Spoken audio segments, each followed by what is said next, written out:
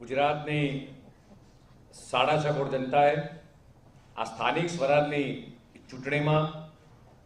ભારતીય જનતા પાર્ટીને જનસમર્થન સાથે આશીર્વાદ આપ્યા છે। તે બદલ આ ગુજરાતની જનતાને નમન કરું છું।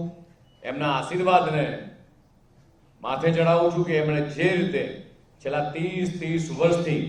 જે વિકાસની રાજનીતિને જનસમર્થન આપ્યું છે,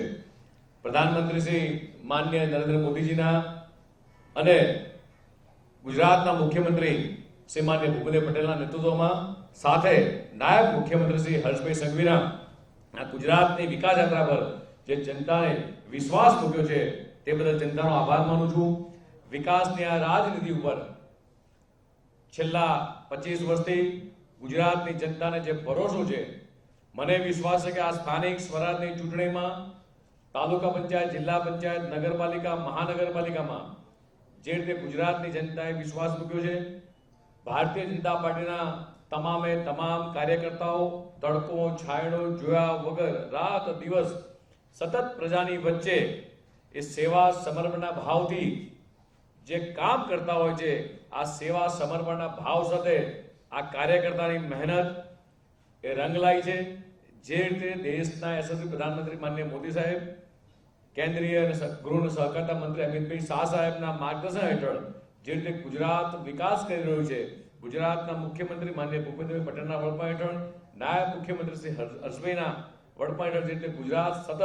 અવિરત વિકાસની દિશામાં આગળ વધી રહ્યું છે, ગુજરાતને વારંવાર આ બદનામ કરવાના પ્રયાસો એક કોંગ્રેસે કર્યા છે, અન્ય લોકોએ કર્યા છે, છતાંય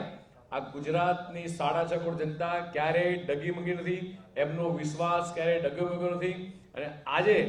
જે રીતે સ્થાનિક સ્વરાજના આ પરિણામ આવ્યા છે, આ પરિણામ જોતા એ સ્પષ્ટ ચિત્ર થયું છે